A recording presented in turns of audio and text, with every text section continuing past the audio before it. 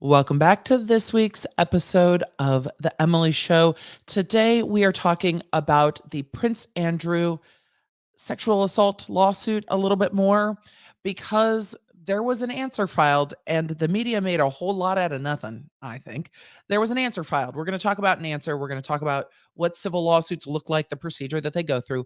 But there was another motion filed that no one is talking about that is one of the wildest things I've ever seen. It is a pro se motion and it is um different, but it's filed in this case. Not directly related to this case, but it's filed in this case as docket item number 76. It is well, it is filed by an individual that is pro se representing themselves, and it is interesting. So we're going to cover that as well because it's interesting and because wild stuff happens in court. And sometimes we just, we're just going to cover the wild stuff and not just the heavy stuff. So because those motions are both filed in this case, we're going to cover them both. We're just doing it both. We're doing it both. We're going to cover the answer and affirmative defenses, talk a little bit about what that means, what an answer is. I've already probably said that. And then we're just going to get into it. This is going to be a little bit late because I was traveling.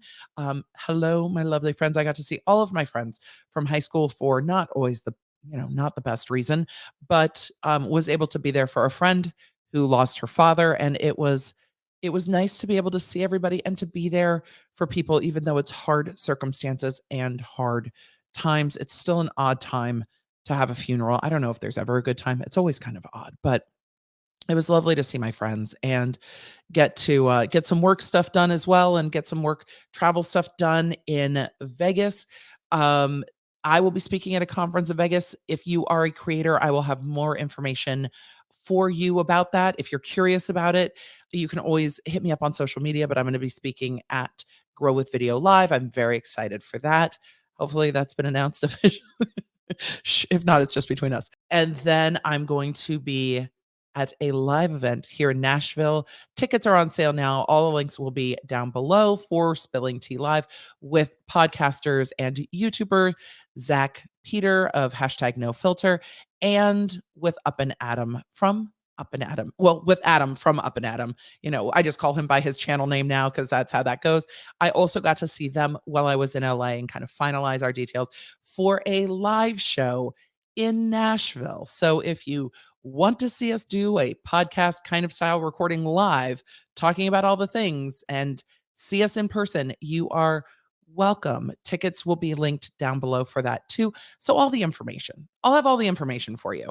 It's going to be a busy week. It's going to be a busy month. I can't believe it's February. Woof. We should just roll the intro and get into it. We should just away we go, shouldn't we? Hey there, welcome to The Emily Show. I'm your host, Emily D. Baker, badass lawyer and everyone's favorite legal commentator, breaking down the legal shit in the news and pop culture stories you want to talk about. I've been a licensed attorney for over 15 years, I'm a former prosecutor, and I'm a big fan of the cursey words. So let's break it down.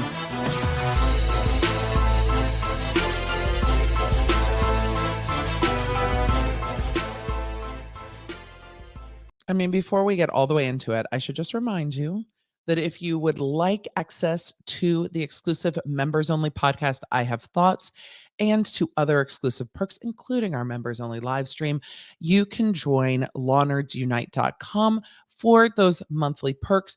If you want a badge on the YouTubes, if the YouTubes are important, you can join the channel on the YouTubes. But if you just want access to the podcast only lives at lawnerdsunite.com in our Law Nerds community. So you can do that there. I forget to remind people and they're like, wait a second, I didn't know you had another podcast.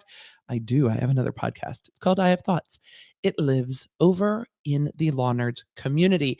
And if you would like to stay in the loop with all the things, you should just text me, textemily.com, or just text the number at 615-455-3216. That's 615-455-3216. And the links and number will be down below too. If you want to stay in the loop in North America, we have not expanded yet. But if you want to, we have not expanded yet. That is all. Let us move on. We should get into the story. My brain is tired. It's going to be like that today. Let's talk about Prince Andrew. If you've been following this case, I will link the other the other video, the other breakdown I've done on this case where Prince Andrew's motion to dismiss was denied by the court. The argument from Prince Andrew with regard to the lawsuit brought by Virginia Giuffre or Guffrey, I vacillate in how I pronounce her last name, Giuffre. She is one of the victims of Jeffrey Epstein, was trafficked, and is alleging in this case that one of the people she was trafficked to was Prince Andrew, and is suing him directly for participating in that. And the causes of action in this civil suit, this is not criminal, this is a civil suit in the US. The causes of action that she is suing for are battery with regard to an unlawful touching, and she is alleging that that battery, the unlawful touching, is by way of sexual assault where she was a minor. And the second cause of action is intentional infliction of emotional distress, and that his sexual abuse of her when she was underage, knew that she was a sex trafficking victim and that he was 40 years old, goes beyond the bounds of decent society and would cause someone intention or emotional distress. And that was intentional infliction of emotional distress because he participated in that. He has denied all claims, and we now have a formal answer. In the motion to dismiss, the motion to dismiss was filed saying, hey, Giuffre and Epstein entered into this release where she said, I won't continue to criminally prosecute you if, this is resolved. It was a release worked out with part of a plea deal for Epstein's case in Florida, which involved a financial payment to her in exchange for her not just dropping the case, but also not suing him and a limited amount of others over the same causes of action. In the motion to dismiss, one of the arguments was that that waiver covered Prince Andrew as well. The court said, well, not so much. The court said there's a lot more to be determined in the waiver because the nature of the waiver is not clear. And I did a whole video breaking down the court's ruling. It was a very detailed and legally reasoned through ruling. I quite like the way the judge walked through that ruling and how they were finding that the motion to dismiss did not meet its burden to dismiss this case outright. And therefore, we're at the answer stage. So, with a civil lawsuit, and that's a lot of what I cover truly are civil lawsuits, some criminal, but mostly civil. With a civil lawsuit, the penalties are monetary damages and sometimes injunctions, like in the Haley Page wedding dress case, where they're enjoining her from using social media accounts and things like that. You can stop someone from doing a thing, or you can make them pay. Those are generally the ways. Yes, there are a few other civil remedies, but in general, not jail. Not jail is a civil remedy. Money, stopping behavior, enforcing a contract, things like that. So you get to the point in a civil proceeding where there's a complaint. The person is saying, you did this thing to me. I'm making these allegations. These are the types of allegations I'm making. And I'm asking you to pay, go to trial, do a thing, don't do a thing, injunction, what have you. The last injunction I think we talked about, other than the Haley Page one, was where else did we talk about injunctions recently? One of the Tiger King lawsuits where Carol Baskin was trying to block Netflix from releasing Tiger King 2. That went down in flames spectacularly, but injunction, it's a possible remedy. I digress. In this case, we've done the complaint. Then you can have a variety of litigation or an answer. A variety of litigation can be motions to dismiss, like a 12B6, which you'll hear me talk about a lot because it makes me feel like I'm in law school again. 12B6, motion to dismiss, failure to state a claim. Law students and lawyers get me. Anyway, failure to state a claim, like, hey, all this stuff that you said, this stuff that you said can't stand. It's not a cause of action. There's no there. You can't sue me for that. Like, stop, go away. Failure to state a claim. There are other types of motions to dismiss for other reasons, including lack of jurisdiction, lack of personal jurisdiction. And like in this case, hey, they've waived the right to sue because of this other release, things like that. So you can have litigation after the complaint for a variety of reasons. You can also have litigation after a complaint with an anti-SLAPP motion. We've talked about this in a lot of the cases I cover because a lot of what we've talked about, particularly recently, is defamation. And anti-slaps are generally a response to defamation. They can be responses to other suits if you're sued in a state where there is an anti-slap statute. SLAP stands for Strategic Litigation Against Public Participation. The purpose of anti-SLAPP statutes in the jurisdictions where they are, and not every state has an anti-SLAPP statute, but for the jurisdictions that do have them, the anti-SLAPP is like, yo, stop, stop, don't slap me. Do not strategically litigate against my public participation. The anti-SLAPP allows you to bring a terminating motion to the case before you even get into discovery. So the anti-SLAPP stops the litigation. There's a two-prong analysis, and we've covered this in the cases where we've covered anti-SLAPP motions. A two-prong analysis where in the first prong, the defendant who's being sued has to meet a burden, and then the burden shifts to the plaintiff to prove that they're likely to succeed. If the plaintiff meets that burden, then the case goes on.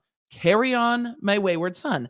If the plaintiff cannot meet that burden, the case is dismissed, it's terminated, it's done, over, cooked, denied, dismissed with prejudice. You cannot bring these claims again. And in most states, you can then also get attorney's fees and sometimes sanctions and other costs and fees with regard to winning that anti-slap motion. So part of where you file a case can be strategic based on whether or not they have an anti-slap statute that could cause time and litigation before you even get to discovery. So it depends on the purpose of the complaint. If you want to get to discovery, if you need to get to discovery, etc. Discovery is where you get to ask people a bunch of questions or have them sit for depositions, have them turn over documents. It's where you find out more about what they know. So complaint, pre-answer litigation, then you get an answer, and then you get into discovery and other litigation moving towards trial, depositions, and those sorts of things. We are at the answer stage in the Prince Andrew suit, and he has answered. This is mostly an answer full of general denials, and we're going to pull it up now. We're not going to get into the weeds on this because it's an answer with general denials. Like it's really not that big of a deal. And I will point out the few areas where Prince Andrew admits things and says, yes, I admit what's in that paragraph, and I'll tell you what's in those paragraphs of the complaint that have been admitted to. And at the end, it's a general, preservation of all defenses, because if you don't preserve them, you lose it. Use it or lose it at this stage. And then the general request for dismissals. I saw a lot of headlines that were like, Prince Andrew asked for it to be dismissed. And I'm like, what are you on about? Because he's already made a motion to dismiss and it was denied. And it was just the general request for dismissal at the end of this general denial and answer to the complaint. So defendant Prince Andrew, Duke of York, I guess we're still going by those titles. I mean, I don't really know how all that works. I know that he was kind of removed from acting in a royal capacity and using his Royal Highness, but I think this is still his title. I don't know. Or legal name, what have you. I'm not sure how that works. They also put in his name, aka Andrew Albert Christian Edward, so that's in there too, in his personal capacity, which is lined out here. The nature of the action, and this is again going line by line along how the complaint looks. And for those of you not watching on the YouTubes, it's just line by line going through how the complaint looks, going paragraph 1, paragraph 2, paragraph 3, etc.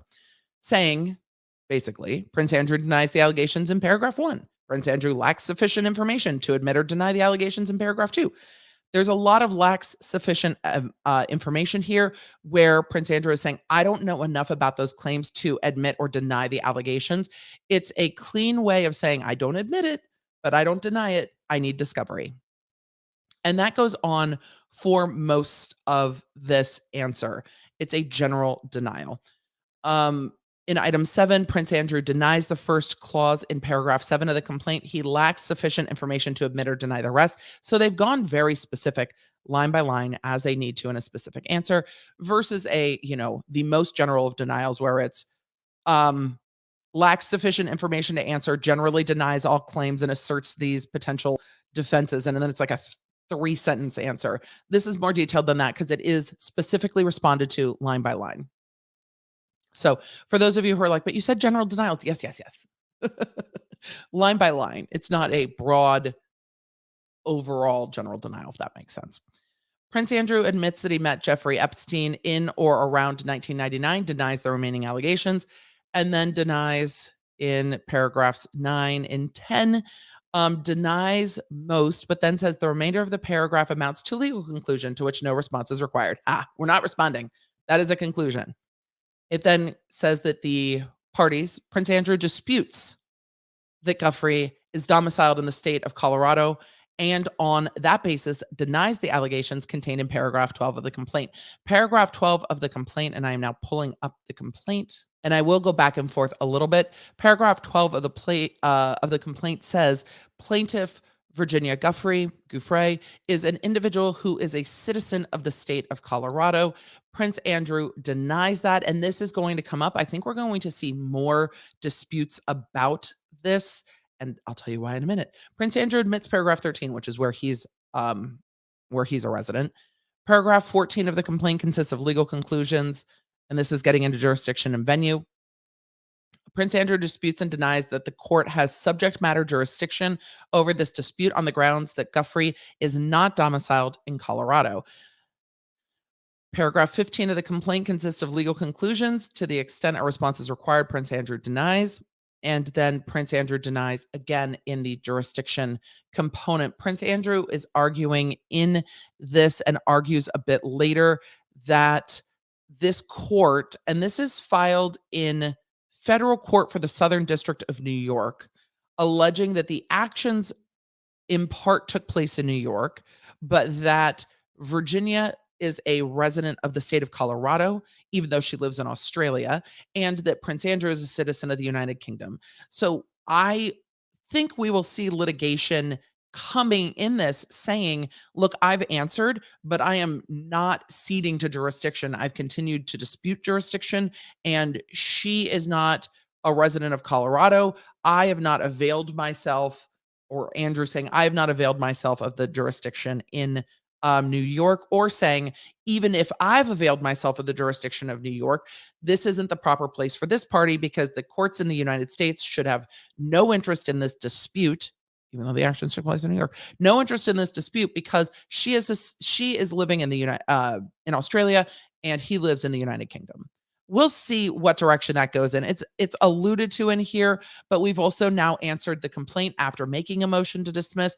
The motion to dismiss did not lean heavily into jurisdiction, so maybe we won't see it. As we get into the rest of the allegations, Prince Andrew admits that he met Epstein in or around 1999, and then admits a few other things, including paragraph 32 of the complaint and paragraph 34 of the complaint in part. So we're just going to go to paragraph 32 and 34 of the complaint. In paragraph 32 of the complaint, it states that in 2000, Epstein and Maxwell attended Prince Andrew's 40th birthday party. That same year, Prince Andrew threw Maxwell a birthday party in Sandringham, United Kingdom, and Epstein was among the guests. It's interesting because paragraph 33, it says Prince Andrew lacks sufficient information to admit or deny the allegations. But in paragraph 33, it says in 2006, Prince Andrew invited Epstein to his daughter's 18th birthday party, despite Epstein being charged with procuring a minor for prostitution only 1 month prior. You could admit that in part. Yes, I admit in part that Epstein was invited to the birthday party, but deny knowledge or don't have sufficient knowledge with regard to the rest. It's just interesting the way that was Prince Andrew lacks sufficient information to admit or deny. Did you invite Epstein to the birthday party or not? And I wonder if it's going to be parsing like it was in the BBC interview where he says, and in that BBC interview, he said, I invited Maxwell and I did not invite Epstein. I invited Maxwell, and Epstein came with Maxwell. So it might just be splitting hairs of, I don't recall inviting Jeffrey Epstein because I invited Ghislaine Maxwell. And that might be the lack sufficient information to admit or deny because this is worded, the complaint is worded as Epstein and Maxwell, or Prince Andrew invited Epstein to his daughter, not Maxwell and Epstein, or invited Maxwell who brought Epstein. And it really might be splitting hairs at that level. The answer says, with regard to paragraph 34, that Prince Andrew admits the first sentence of paragraph 34 in the complaint. He lacks sufficient information to admit or deny any allegation pertaining to the authenticity of the BBC article referenced in paragraph 34. So here's paragraph 34 from the complaint. Prince Andrew has himself confirmed that he has been on Epstein's private plane, stayed at Epstein's private island, and stayed at Epstein's homes in Palm Beach, Florida, and New York, New York.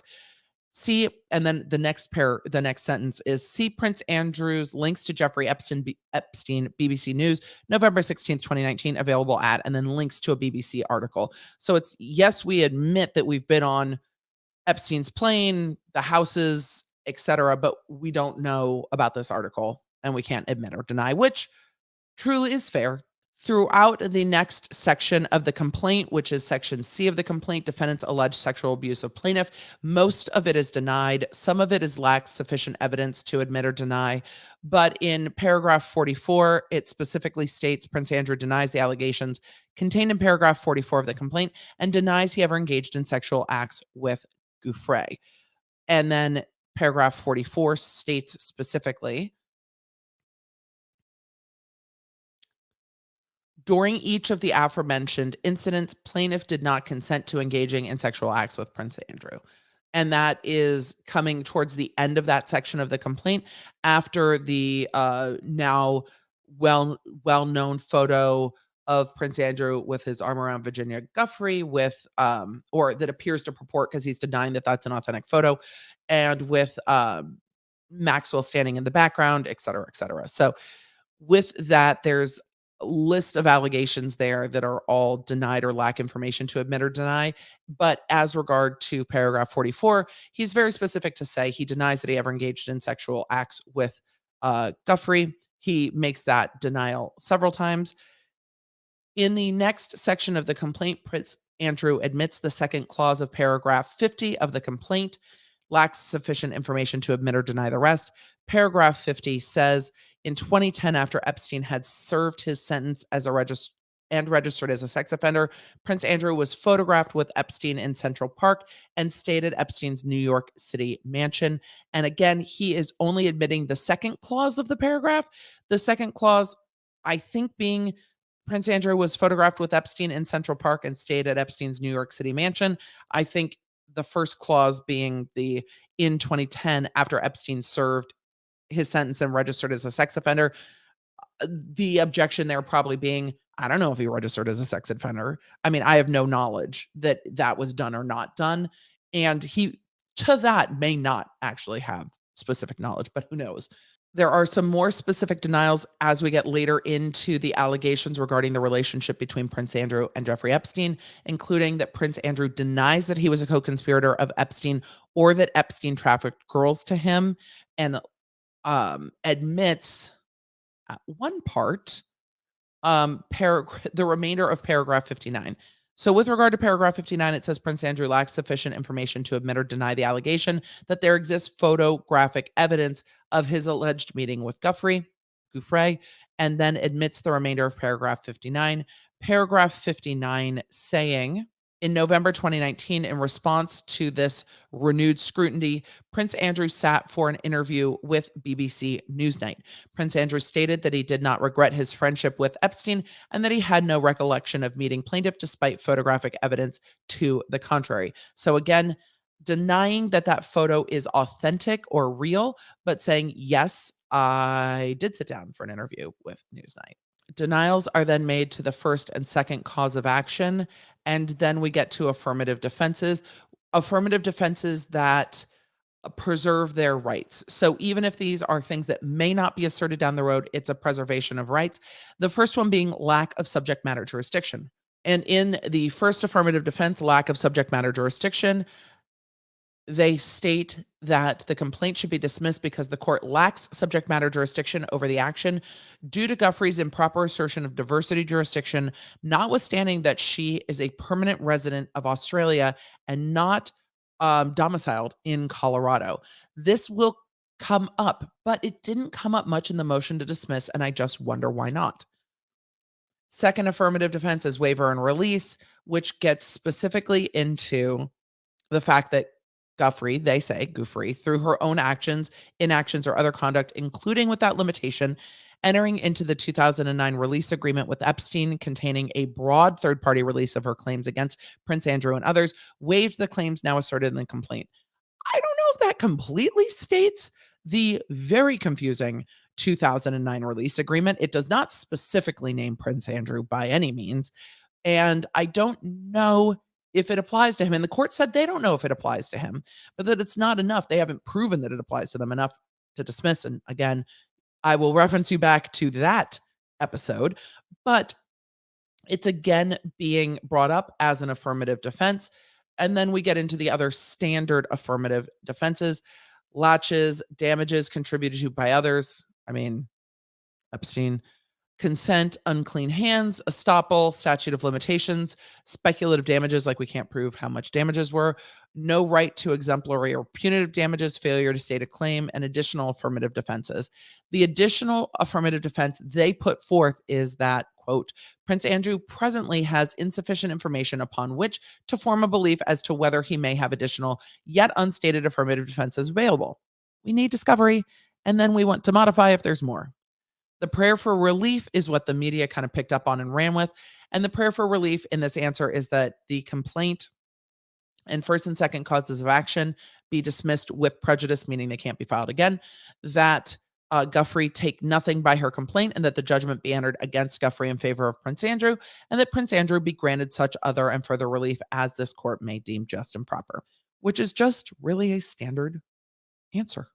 There just isn't a lot there.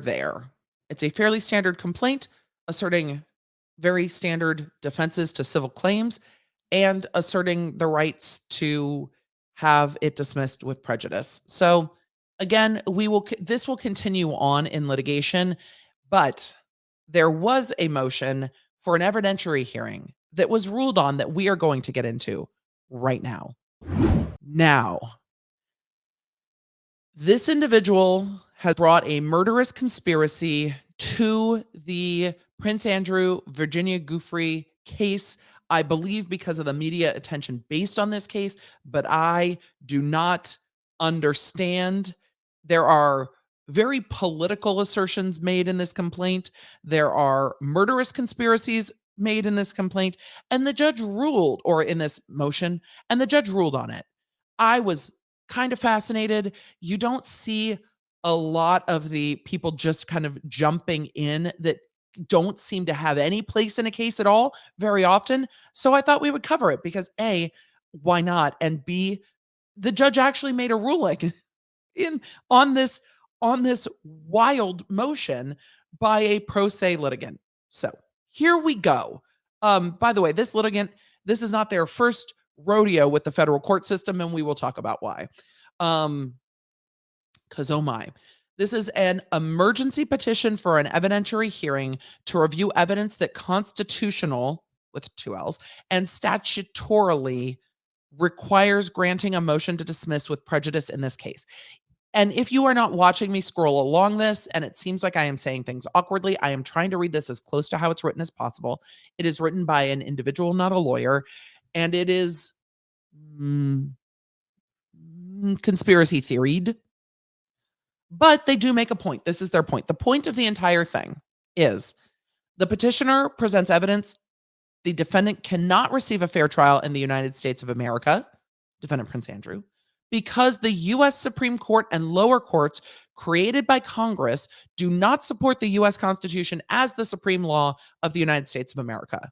So essentially, hey, defendant Prince Andrew can't get a fair trial because the courts are fucked. So you have to dismiss this case with prejudice. And they asked very clearly for a dismissal with prejudice. So they knew enough to say dismiss it with prejudice on behalf of Prince Andrew. But then the next heading says motive for murder. And this is where I was like, what happened here?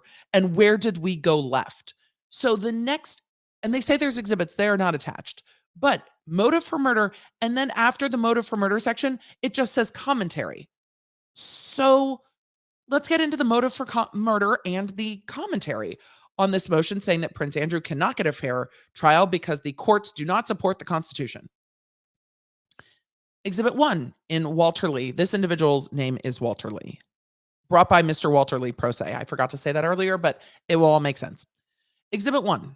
Walter Lee versus John Ashcroft. Former U.S. District Judge Thomas P. Jackson, RIP. I'm reading that directly as it's written. Presided over this case where the petitioner legally challenged the constitutionality of the ruling of the U.S. Supreme Court in Bush versus Gore. The petitioner argued the seriousness of the alleged offenses warrant the Attorney General to present the evidence to a grand jury IAW, the applicable and controlling law. Judge Jackson issued an order that essentially contained 3 conflicting rulings. First ruling, the case is frivolous and fails to state a claim. Well. Second ruling, the success of plaintiff's claim necessarily requires the invalidation of the current presidency. I don't think that's a ruling. I think that was an assertion of that's what was being requested. And third, the legitimacy of the presidency of the United States is a moot point.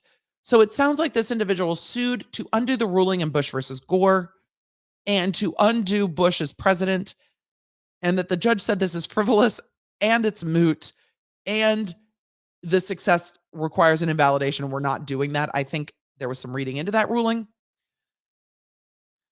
There's then a commentary section, and the commentary section starts going literally into commentary, saying that any case that challenges the ruling of the U.S. Supreme Court and prompts a federal judge to rule the success of the case would invalidate the current presidency of the United States can never be legally considered frivolous.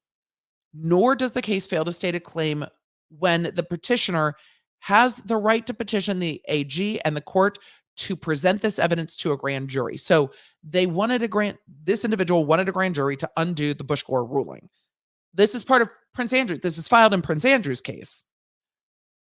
It then says, finally, any case challenging the legitimacy of the POTUS is never a moot point because the American people are entitled to a president who was legally and lawfully elected to sit as the president of the United States, IAW, the applicable, controlling, and governing provisions of the U.S. Constitution, but does not cite them.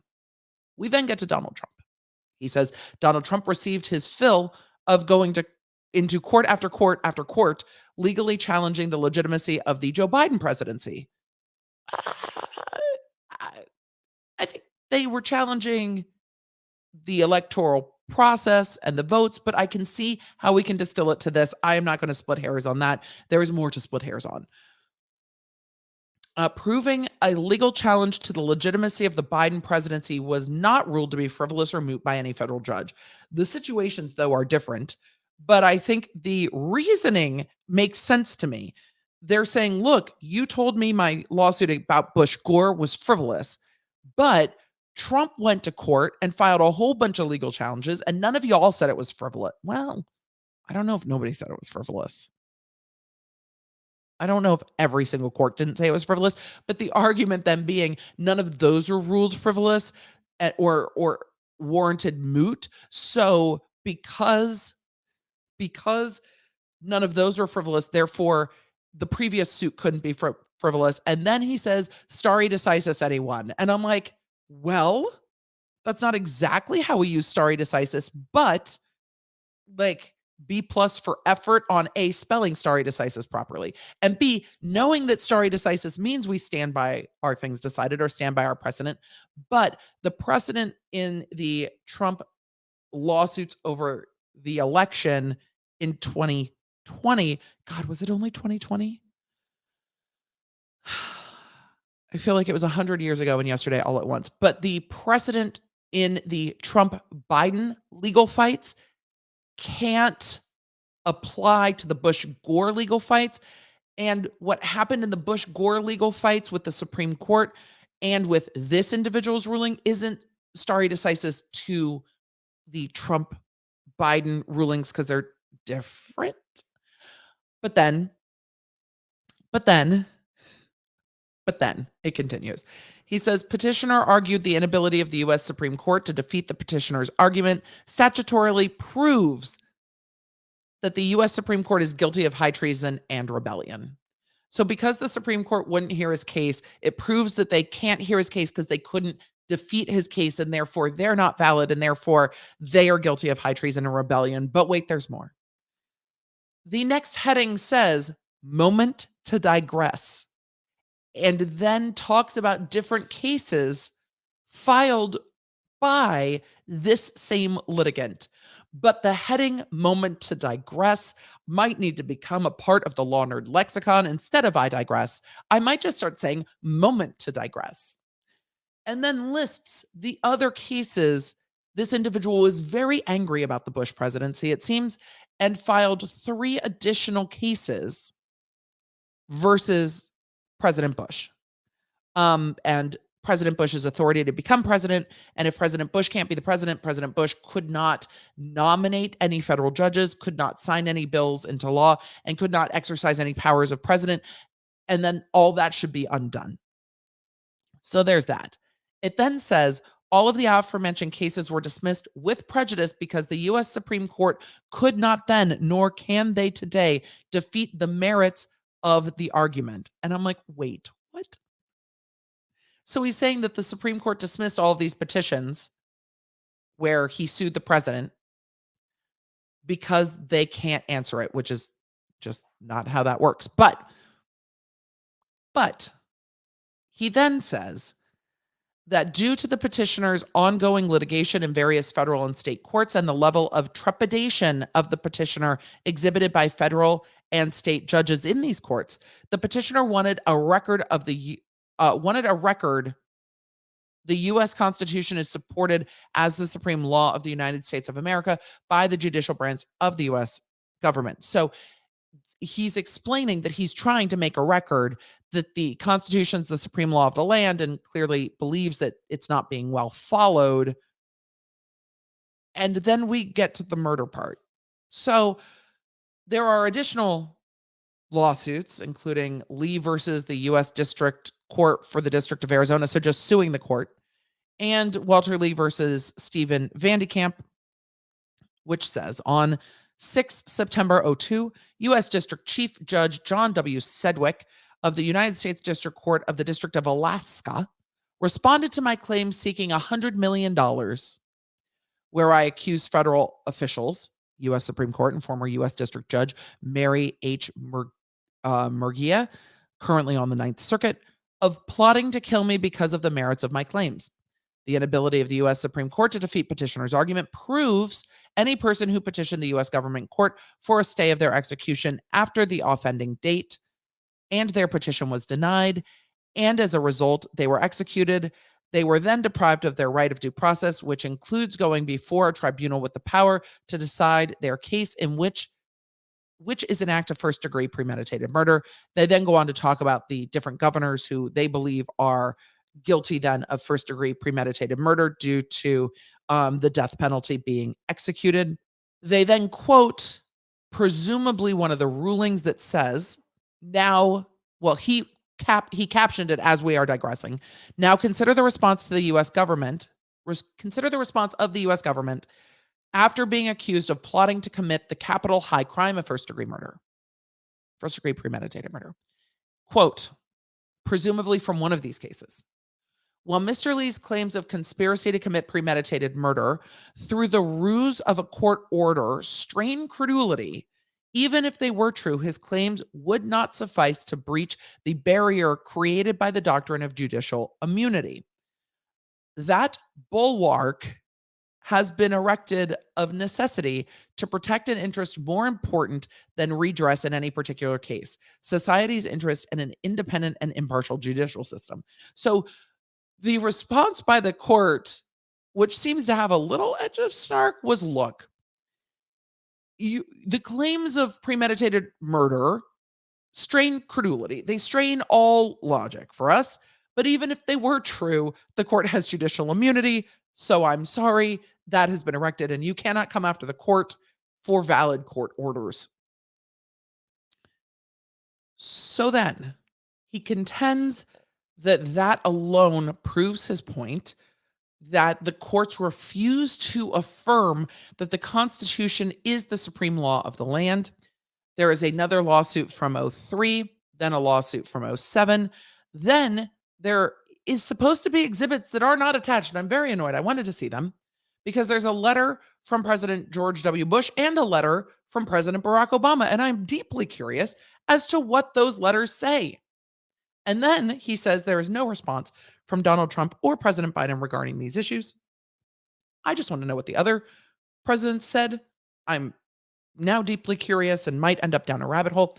He then go on and says, for the record, which I think means he's asking for judicial notice.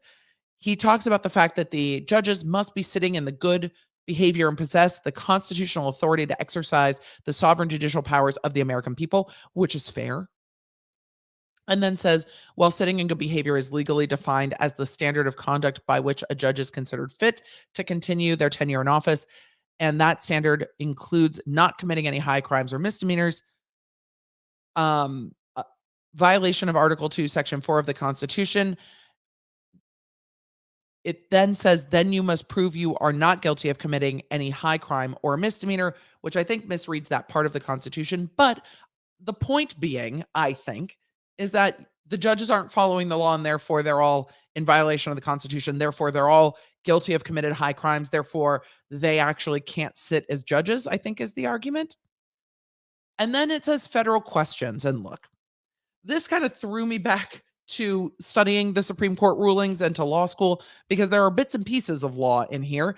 But federal questions are not, you get to ask the federal government questions, though I appreciate the literal interpretation.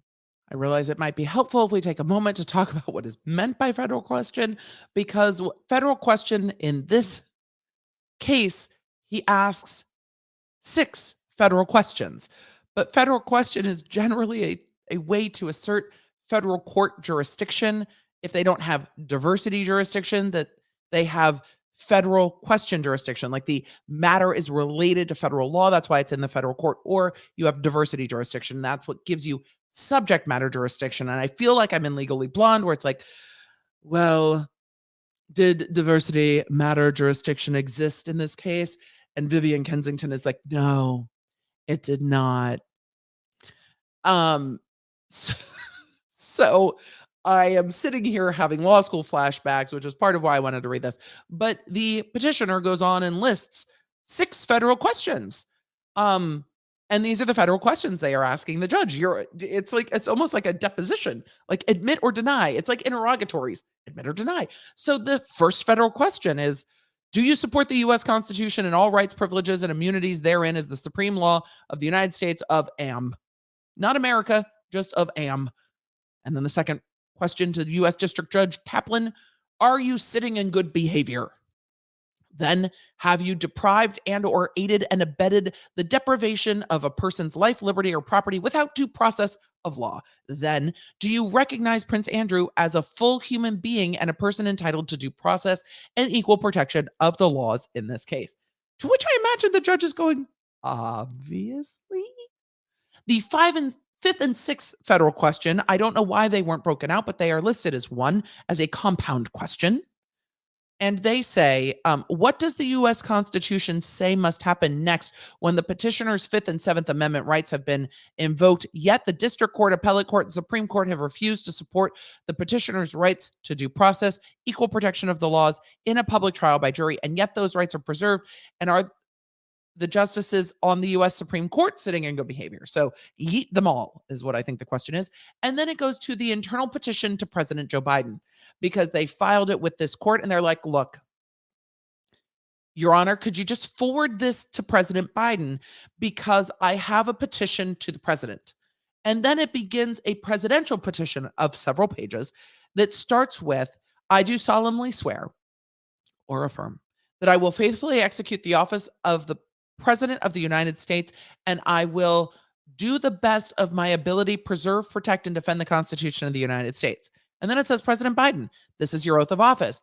Yet you have repeatedly refused to support the supremacy of the U.S. Constitution, my civil rights, and the collective civil rights of the American people. This allows precedents to stand that say the government can murder people for exercising their First Amendment civil rights. And it goes on from there. It talks about exhausting judicial remedies. And it says that because of the things stated above, that the fact necessitates the House to impeach and the executive to prosecute the Supreme Court. Not the president.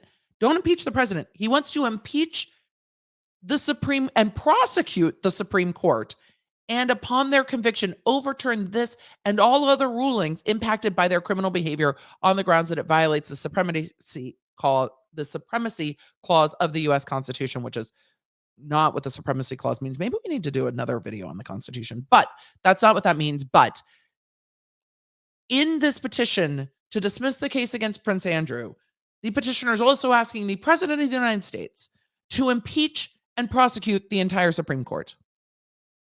Okay. And then it goes after the governors that support or whose states still allow the death penalty, saying that allowing the death penalty without due process is first-degree premeditated murder. Even though the death penalty should not ever be executed without due process. Due process is how you get up to that point, but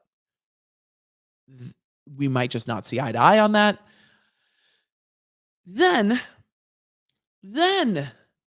he goes after Donald Trump, asks Biden to bring him in on the investigations into Donald Trump, and says, what is the status of Donald Trump's tax audit? And I love that this is what he's petitioning for, because I just do. What is the status of Donald Trump's tax audit, and why has U.S. AG Garland not investigated the 10 instances laid out in the Mueller report where Donald Trump may be guilty of obstruction of justice and other high crimes and misdemeanors, and issued a report confirming or denying them? However, there is an argument proving Donald Trump is guilty of tax evasion, and the inability of the U.S. government to defeat my arguments invalidates Trump's entire presidency, which nullifies the tenure of every Article III judge he nominated, and was confirmed by the Senate to include Supreme Court Justices Gorsuch, Kavanaugh, and Barrett. So obtain the final report from the IRS regarding the audit of Donald Trump and give me a copy. He's like, look, I see the path clearly. I see the path. Here's the path. Trump can't be president. Therefore, it invalidates all of his judicial nominations. Therefore, undo that. And please give me the copy of the IRS audit. I mean, you've got to respect the ask. It's a big ask, and you've got to respect the ask. He then gets into an area I don't understand at all, but he gets into the Black Farmers Association and their case. I have no idea what is going on with the Black Farmers Association and their case at all. And then talks about Bush versus Gore again, and talking about the fact that it's hypocritical for the U.S. officials to talk about the human rights abuses and violations in other countries when you have in your possession a federal court order that says a person can be murdered by the government for exercising their First Amendment rights. Okay. He then says, and I appreciate the turn of phrase, after it's hypocritical, then says, then you people have the audacity to talk about American exceptionalism when you deprive the American people of their life, liberty, and property without due process of law. There is something that I'm missing, but then it gets into a question regarding Intel, the company. And I'm now going to rabbit hole this because I am fascinated. So let's discuss the 60 Minutes episode that the petitioner was watching that is in their petition to President Biden, because I am curious. And maybe it's just because this motion reminds me of the letters I got when I was working for a congressman, because this is a lot of the mail that I opened, and it reminds me a lot of that. And maybe that's why I'm like, we just have to appreciate the arguments that are being laid out here, because A, I'm fascinated, and B, I like the way the judge responds. So here we go. This is still in the petition. This is not in the petition for an evidentiary hearing. This is in the part of the evidentiary petition that is a petition to President Biden, just so we're following. And you're like, Emily, what? I know. The other day, it says, I was watching a segment of 60 Minutes regarding Intel, all capitals, the company. I learned that in 2020, Intel made $78 billion. Well, $78 B dollars. I'm assuming the billion. I think that's what the B means. But instead of taking this revenue and reinvesting it back into their company via research and development and upgrades to their facility, the leadership of Intel chose to line their pockets via stock buybacks. And this is at a time when Intel does not possess the level of intelligence necessary to produce the high-speed semiconductors needed by companies like Apple, Amazon, and the automotive industry, US military, and Microsoft, etc. So not only do they shade Intel, but they accuse Intel's or allege and accuse Intel's higher ups of lining their pockets, which, in one paragraph is a lot to accomplish. But again, it's like Intel does not possess the intelligence necessary to produce high speed semiconductors. The shade then says, and this I am reading directly, goes on to say, quote, then I find out part of the infrastructure bill includes $50 billion to Intel. I need to fact check that. I'm very curious. When Intel did not work for this $50 billion, nor did they earn this $50 billion. They were just given $50 billion of our taxes to do with what they should have done with the $78 billion in revenue they generated. This is a microcosm of what this current economic system cannot continue in its present form, or of why this current economic system cannot continue in its present form. I am very curious. And then it says, now, because of the chronic stress of worrying about being murdered by the government because they cannot defeat my arguments, I'm currently being treated for sleep apnea. I don't think sleep apnea is stress induced, but I am not a doctor. And it says, therefore, I'm going to start sending my medical bills to you, since the federal government is responsible for bringing these medical ailments, and all I have to do is support my civil rights. The judge responds, but I'm very curious about Intel. Does the infrastructure bill give Intel $50 billion? Did Intel have a $78 billion profit? And where did it go? Is dude right? I want to know things. So I ask questions. Then they send this letter. Oh, wait, they cite Marbury versus Madison. Hold on. We got to get to why they cite Marbury versus Madison. They say that the petitioner is poor and there is a legal and public record in U.S. district courts across the United States attesting to this fact. Due to the demonstrated level of ignorance and contempt of constitutional/statutory U.S. laws exhibited by attorneys at every stage of their legal career. Ignorance and contempt of the law. All lawyers. Exhibited by attorneys at every stage of their legal career, he says. I reserve the right to choose my own. Oh, you can do that. This is a civil case. You can go hire them.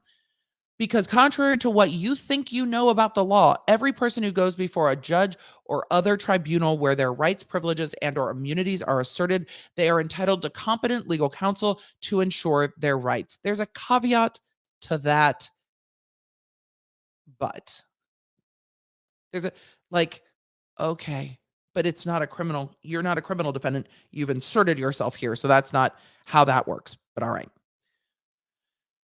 They say also the U.S. Constitution and U.S. law made pursuant to the U.S. Constitution establishes the final arbiters/interpreters of constitutional statutory law is not a judge per Marbury versus Madison, but the people, IAW, the sovereignty and the due process clauses. Well, the judges interpret the law. The legislature writes the law. Finally, this is not about innocence or guilt of anyone, but supporting the supremacy of the United States Constitution. This is then sent to the district judge in the case that we are reading it from, President Joe Biden, the Honorable Boris Johnson, PM of the United Kingdom, Richard Sharp, Chairman of the Board of Trustees of the BBC, David Boyce, the attorney for Virginia Giuffre, and Andrew Brad Bretler. I believe that is the attorney for Prince Andrew, or one of the attorneys for Prince Andrew. So it did go to the judge, the president, and PM Boris Johnson. The judge responded in a memo endorsement and said, the self-described pro se, quote, petitioner seeks dismissal of this case on the theory that the Supreme Court and the lower courts of the United States, quote, do not support the United States Constitution as the supreme law of the United States, and makes other remarks that need not be summarized. The petitioner is not a party to this case and therefore has no right to seek dismissal or any other relief on any ground. Construing his papers as an application to intervene, the application is denied.